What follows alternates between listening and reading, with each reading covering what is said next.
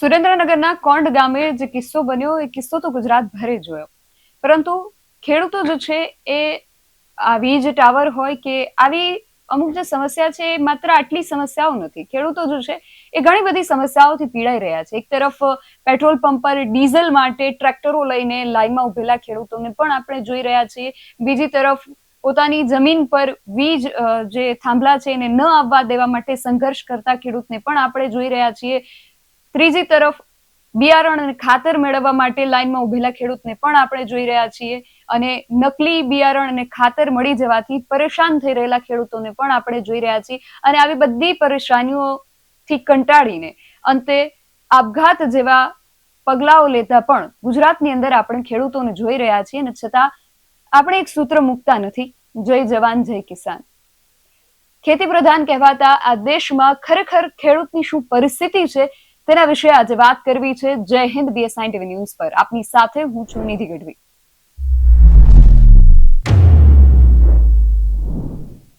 આપણા દેશની અંદર ખૂબ સહજતા સાથે બોલવામાં આવે છે આ નારો જય જવાન જય કિસાન, પરંતુ ખરેખર આપણે જવાનોને અને કિસાનોને એટલું મહત્વ આપ્યું છે ખરું?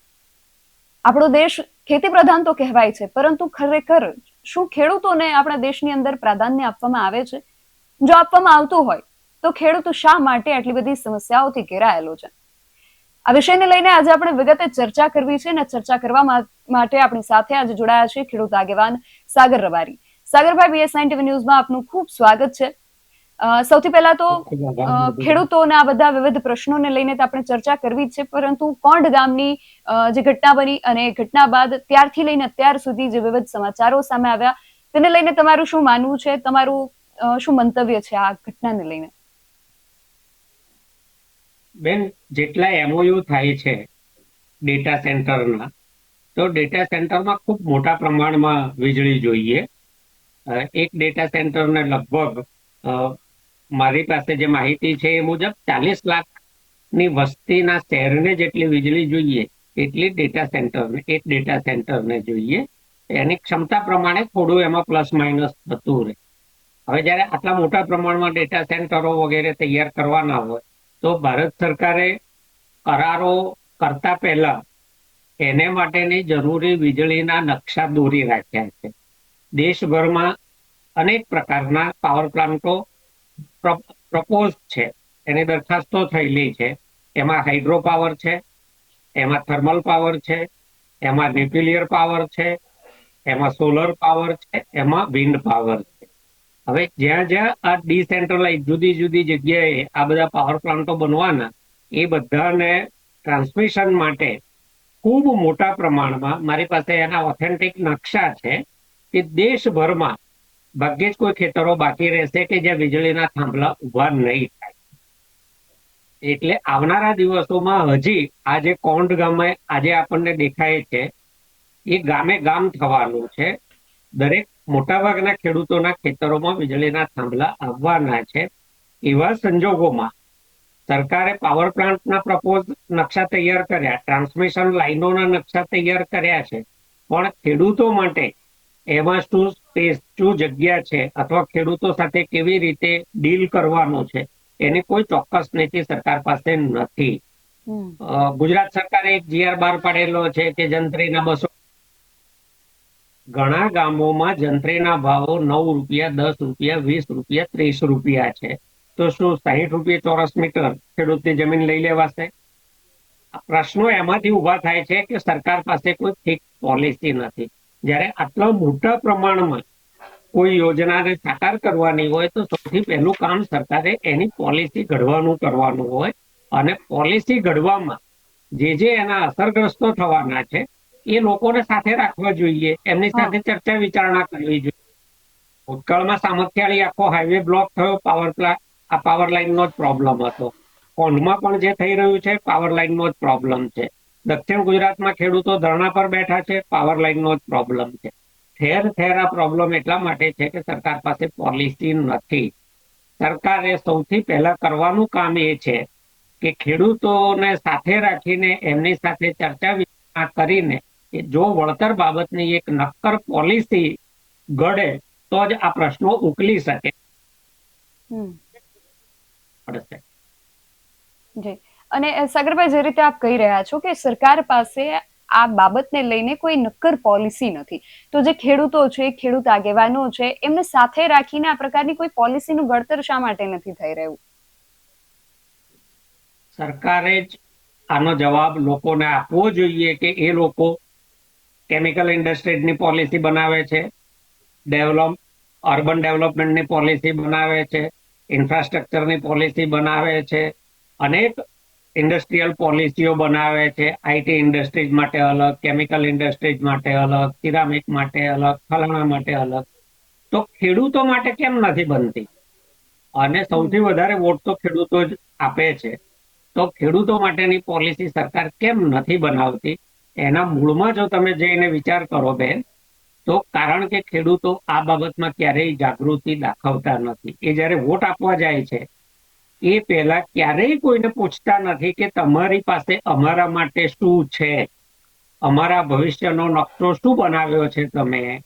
જ્યાં સુધી લોકો નહીં પૂછે ત્યાં સુધી સ્વાભાવિક છે, નેતાઓને તો આ અનુકૂળ વાત છે એટલે એ નહીં ઘડે પોલિસી. પોલિસી ઘડાવવા માટે લોકોએ દબાણ ઊભું કરવું પડશે. ખેડૂતોએ પોલિસી જોઈતી હોય તો ખેડૂતોએ જ દબાણ ઊભું કરવું પડે અને એ ચૂંટાયેલા પ્રતિનિધિઓ ઉપર ઊભું કરવું પડે. સરકારમાં પોલિસી ઘડવાનું કામ કોણ કરે છે?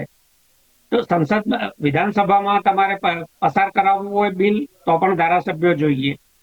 સરકાર પર પ્રેશર કરીને કોઈ વિષયની પોલિસી ઘડાવવી હોય તો પણ ધારાસભ્યો જોઈએ. તો જે સત્તા પક્ષના ધારાસભ્યોને મત આપ્યા છે, જે પાર્ટી સત્તામાં છે, એ ધારાસભ્યોના ઘરે જઈને ખેડૂતોએ બેસવું જોઈએ કે અમને અમારી પોલિસી આપો. અને સાગરભાઈ, બીજો એ પણ પ્રશ્ન છે કે જે વિપક્ષના જે આગેવાનો છે, ખાસ કરીને જે ખેડૂત આગેવાનો છે, એ એવા આક્ષેપો કરી રહ્યા છે કે ચૂંટણી સ્થાનિક સ્વરાજ્યની આવી રહી હતી એટલા માટે ચૂંટણી પહેલા આ બધા જે વાંઢિયા હોય કે લોડાઈ હોય કે આ પ્રકારના જે પણ ગામોમાં આ પ્રકારના ઘટનાઓ બની, તો ત્યાં જે ખેડૂત સંગઠનો છે એમણે આગળ આવી અને મધ્યસ્થી કરી અને ત્યારે મામલો થાળે પાડી દીધો અને ચૂંટણી આવી રહી હતી એટલા માટે આ મામલાને ત્યારે ઠંડો પાડી દેવામાં આવ્યો. અને હવે જેવી ચૂંટણીઓ પૂરી થઈ કે ફરી એકવાર વીજ લાઈનના મુદ્દાને લઈને ખેડૂતને સંઘર્ષ કરવાનો વારો આવ્યો છે. જો વાંઢિયાનો સામખિયાળીનો જે પ્રશ્ન હતો તો એમાં બીજા કોઈ ખેડૂત સંગઠનો આગળ નહોતા આવ્યા. ખેડૂતો પોતે લડતા હતા અને વિપક્ષી ખેડૂતો સંગઠનોએ અથવા જે સ્વતંત્ર ખેડૂત સંગઠનો છે એમણે મદદ કરી હતી. મધ્યસ્થી કરવાનું નાટક હું તમને નામ જો કહું કે ભારતીય કિસાન સંઘે કર્યું હતું. સામે ચૂંટણી આવતી હતી, ખેડૂતોના મતની જરૂર હતી. ભારતીય કિસાન સંઘ અને ભાજપ એક જ માતૃ સંસ્થાની બે ભગીની સંસ્થાઓ છે એટલે ભાજપે વોટ લેવા માટે ભારતીય કિસાન સંઘને આગળ કર્યું. ભારતીય કિસાન સંઘે જેને ખાતરીઓ આપી, વાટાઘાટો માટે લાવ્યા. વાટાઘાટો એમણે જયારે મંત્રીઓ સાથે કરી ત્યારે સ્થાનિક ખેડૂતોને હાજર રાખ્યા હતા? એમણે આ મુદ્દાની કોઈ ચર્ચા કરી હતી? અને એના પછીનું એમનું જે પ્રેસ માટેનું નિવેદન બહાર પાડેલું છે એ પોતે જ બતાવે છે કે કિસાન સંઘે ખેડૂતો સાથે કેવો દગો કર્યો ત્યાં. અને આ કોઈ પહેલો પ્રસંગ નહોતો. તો ગુજરાતના ખેડૂતોએ પણ એટલા ભોળા ન બનવું જોઈએ કે વારે ઘડીએ એ કિસાન સંઘની છેતરપિંડીનો ભોગ બને. ખેડૂતોએ પોતે પણ તો જાગૃતિ દાખવવી જોઈએ કે એ કયા સંગઠન સાથે કામ કરે છે, કયા સંગઠનની આગેવાની સ્વીકારે છે, કોનો સાથ સહકાર લે છે. જો એટલી પણ કાળજી ન કરે અને આવનારની વાત માનીને ભોળા બનીને એમની વાત માની લે તો છેતરાવાનું તો નક્કી જ હોય ને બેન. એટલે તો સાગરભાઈ, હવે ભવિષ્યમાં શું થઈ શકશે? હવે ખેડૂતો અત્યારે આજે સમસ્યા એમની સામે આવીને ઊભી છે, તો આનો ઉપાય શું? જુઓ બેન, ટેકનોલોજી ઘણી આગળ વધી ગઈ છે. મોનોપોલ ઉભા કરી શકાય છે. આપણે જે મોબાઈલ કંપનીઓના ટાવર જોઈએ છીએ તો એ મોનોપોલ છે અને એ જ મોનોપોલ પર હાઈ ટ્રાન્સમિશન લાઈનો અહીંયા અમદાવાદમાં સરખેજ ગાંધીનગર હાઈવે પર ઘણી જગ્યાએ મોનોપોલ ઉભા કર્યા છે. ઇસ્કોન 4 રસ્તા પાસે પણ મોનોપોલ ઉપર જ એ જૂની જે થાંભલાવાળી લાઈન હતી એને મોનોપોલ ઉપર ટ્રાન્સફર કરી છે. તો મોનોપોલ કેમ ઉભા ન કરી શકાય? મોનોપોલ ઉભો કરવાથી બહુ ઓછી જગ્યા રોકાય છે. બીજી વસ્તુ એ છે કે મોનોપોલ એવી વસ્તુ છે કે તમે રેલવે ટ્રેકની બાજુમાં પણ ઉભા કરી શકો છો, જેટલા નેશનલ સ્ટેટ હાઈવે 4 લેન છે એની વચ્ચેના ડિવાઈડરની જગ્યામાં પણ મોનોપોલ ઉભા કરી શકાય છે. અને કોઈ પણ રસ્તો હોય, ચાહે ડિસ્ટ્રિક્ટ રોડ હોય, સ્ટેટ હાઈવે હોય કે નેશનલ હાઈવે હોય કે એક્સપ્રેસ વે હોય, એની બાજુમાં વધારાની ઘણી જગ્યા સરકારે સંપાદન કરેલી પડી હોય છે. તો એ બાજુની જગ્યાઓ ઉપર પણ મોનોપોલ ઉભા કરીને ટ્રાન્સમિશન લાઈનો પસાર કરી શકાય છે. સરકારે પોતે વિચારવાનું છે કે જમીન અસીમિત નથી, ગુજરાતનું ક્ષેત્રફળ મર્યાદિત છે. અમારે ગુજરાતીઓ માટે શુદ્ધ ઓક્સિજન માટે કેટલા ટકા જંગલ વિસ્તાર રાખવો છે, શહેરોના વિસ્તરણ માટે કેટલી જમીન જોઈશે, તમારી અન્ન સ્વાવલંબન માટે કેટલી ખેતીલાયક જમીન બચાવીને રાખવી પડશે. તમે આડેધડ થાંભલા ઉભા નહીં કરી શકો, આડેધડ સોલર પ્લાન્ટ ઉભા નહીં કરી શકો, આડેધડ માઇનિંગ ઉભા શરૂ નહીં કરી શકો. એટલે ગુજરાત સરકાર પાસે, હું એને અભણ સરકાર એટલા માટે કહું છું કે એ નિશાળે નથી ગયા એટલા માટે નહીં, પણ એમની પાસે કોઈ ભવિષ્યનું આયોજન જ નથી. 2030માં, 2035માં, 2040માં ગુજરાતની સંભવિત વસ્તી કેટલી હશે, એની અનાજ, કઠોળ, ફળ, ફ્રૂટ, શાકભાજીની જરૂરિયાત શું હશે, એને માટેની કેટલી ખેતીલાયક જમીનની જરૂર પડશે, ઓક્સિજન માટે, શુદ્ધ હવા માટે કેટલા ટકા વિસ્તારમાં જંગલ વિકસાવવું પડશે, શહેરોના વિસ્તરણ માટે ગામડાઓના ગામતળના પ્રશ્નો, ગુજરાતના ગામે ગામ છે, છેલ્લા ઘણા વર્ષોથી ગામતળ વિસ્તાર્યા જ નથી. તો ગામોમાં પણ તો કુટુંબો મોટા થઈ રહ્યા છે, વિભાજિત થઈ રહ્યા છે, તો દીકરાઓને રહેવા માટે પણ ગામતળની જગ્યાઓ તો ક્યાંક જોઈશે નવું ઘર બનાવવા માટે. તો આવું કોઈ ભવિષ્યનું આયોજન ગુજરાત સરકાર પાસે નથી. એ જ્યાંથી એના અધિકારીઓ હોય કે એના નેતાઓ હોય, કોણ લે છે ખબર નથી, પણ જ્યાંથી પૈસા મળે એ બધાને મંજૂર. ભલે ગુજરાત જાય ખાડામાં, ગુજરાતની જનતાનું જે થવું હોય એ થાય, ગુજરાતમાં જમીન બચે કે ન બચે, ગુજરાતમાં અનાજ પાકે કે ન પાકે, એમને જ્યાં લાભ દેખાય ત્યાં આડેધડ કોઈ પણ પ્રકારના આયોજન. આ ટ્રાન્સમિશન લાઈનોનું પણ એકત્રીકરણ અમુક જગ્યાએ થઈ શકે. તમારે દરેક પ્લાન્ટ માટે અને દરેક માટે નવી જુદી જ નથી. ટેકનોલોજી ઘણી આગળ વધી છે, ટેકનોલોજીનો લાભ લેવો જોઈએ. અનેક જગ્યાએ કેબલિંગ થઈ શકે, કેબલિંગ પણ શક્ય છે. સરકારને કંપનીઓના લાભાર્થે સસ્તા ખેડૂતોના ખેતર પડે છે, એટલે આવા મોટા પોલ એ આડેધડ ઉભા કરવા દે છે. જો સરકાર ઉપર પૂરું પ્રેશર ઉભું થશે તો આ જ સરકાર મોનોપોલ ઉપર પણ આવી જશે, કેબલ ઉપર પણ આવી જશે, અને રોડ, રસ્તા, રેલવે ટ્રેકની આજુબાજુની જે વૈકલ્પિક જગ્યા કરવા માંડશે. દબાણ નથી, સરકાર બેફામ.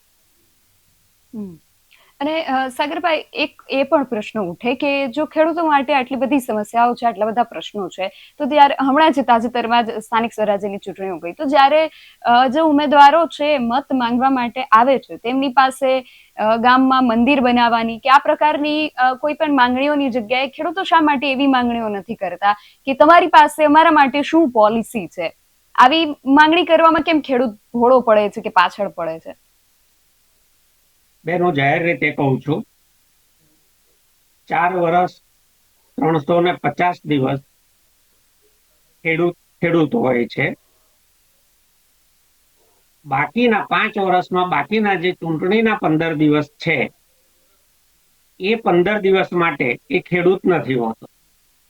એ રબારી હોય છે, એ ગઢવી હોય છે, એ ઠાકોર હોય છે, એ ભરવાડ હોય છે, એ પટેલ હોય છે. એ દિવસે એ ખેડૂત નથી રહેતો, ખેડૂત તરીકે વિચારતો નથી, ખેડૂત તરીકે મત નથી આપતો. એટલે આ બધા પ્રશ્નો છે. લોકશાહીમાં બહુ ઉત્તમ વ્યવસ્થા છે. આ બધી જ પીડાઓ જે અત્યારે આપણે ગણાવીએ છીએ, એ ગુજરાતના મતદારોએ પોતે પોતાના માટે ઊભી કરેલી પીડાઓ છે. જો સમજી વિચારીને ખેડૂત તરીકે મતદાન કર્યું હોય તો આ પીડાઓમાંથી કોઈએ પસાર ન થવું પડે. હું તમને ચેલેન્જ સાથે કહું છું, જેટલા ગામોમાં પ્રશ્નો છે, એ ગામોના પાછલી ચૂંટણીઓનો બૂથ ડેટા ઉઠાવીને જુઓ. એમણે ખેડૂત તરીકે મતદાન કર્યું છે, પોતાના પ્રશ્નો માટે, પોતાની સમસ્યાઓ માટે મતદાન કર્યું છે? નથી કર્યું. એમણે જ્ઞાતિ તરીકે, એમણે ધર્મ તરીકે, એમણે ગામમાં જે 2 પક્ષ કે 3 પક્ષ હોય તો સામેવાળાને પાડી દેવા માટે મતદાન કર્યું છે. ખેતીના પોતાના સવાલો માટે, પોતાના સંતાનોની રોજગારી માટે, પોતાની સગવડો માટે, પોતાના ભવિષ્ય માટે ગુજરાતમાં મતદાન નથી થતું. આ વાસ્તવિકતા જ્યાં સુધી ગુજરાતના લોકો નહીં સ્વીકારે ત્યાં સુધી આ બધા જ પ્રશ્નો ગુજરાતમાં રહેવાના. અને ગુજરાતના મતદારોએ, ગુજરાતના ખેડૂતોએ બીજી પણ એક વાત હું BS9 ના માધ્યમથી બહુ સ્પષ્ટ કહેવા માંગુ છું. તમે વોટ જ્ઞાતિના આધારે આપશો કે તમારા ગણિતને આધારે આપશો અને તમારી સમસ્યાઓના ઉકેલ માટે તમે બીજા લોકોની મદદ માંગશો, તો દરેક લોકોની એક મર્યાદા હોય. અહીંયા કોઈને ખેડૂત આગેવાન થવાનું કે ખેડૂત નેતા થવાનો પગાર આપતું નથી. દરેકની સેવા ભાવનાની પણ ક્યાંક સીમા હોય છે, દરેકની શક્તિની પણ એક મર્યાદા હોય છે. અને દરેક માણસ ક્યારેક તો વિચારે કે આ એ જ લોકો છે જે વારે ઘડીએ ભાજપને મત આપી અને પછી ભાજપે ઊભી કરેલી પીડા લઈને અમારી પાસે આવે. તો એવા લોકો ક્યાં સુધી મદદ કરશે? તમે જુઓ કે છેલ્લા 10 વર્ષમાં ગુજરાતમાં કેટલાક ખેડૂત આગેવાનો ધીરે ધીરે ધીરે ધીરે ઘટતા ગયા છે, જે એક્ટિવ ફિલ્ડમાં હોય. કેમ ઘટતા ગયા? આ ખેડૂતોએ વિચારવાનો પ્રશ્ન છે કે ખેડૂત આગેવાનો દિવસે દિવસે કેમ ઘટતા જાય છે. ખેડૂતોને ખેડૂત આગેવાનોની પાછળ નથી ઉભા. એમને જયારે પ્રશ્ન આવે કે ટેમ્પરરી રિલીફ માટે જ ખેડૂત આગેવાનો જોઈએ છે. મારો તો લાંબા વર્ષોનો અનુભવ છે બેન. જે દિવસે એમની પીડા પૂરી થઈ જાય ને,